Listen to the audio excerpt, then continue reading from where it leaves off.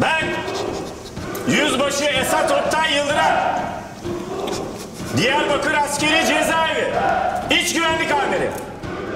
Sen beni iyi dinle. Bu cezaevinin kuralları var. Bu kurallara uyacaksın. Burası bir cezaevi değil, askeri bir okuldur. Kurallara uyarsan rahat edersin. Öyle komünizmdir, Marksizmdir, sosyalizmdir, Kürtlüktür. Böyle sapkın düşünceleri kafandan söküp atacaksın. Sen sökmezsen ben söküp almasını bilirim.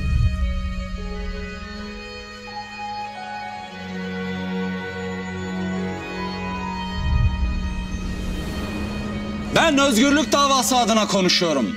Ben halkımın özgürlük savaşçısı olarak sizin bu vahşi politikalarınızı protesto etmek için şu andan itibaren ölüm orucuna başlıyorum.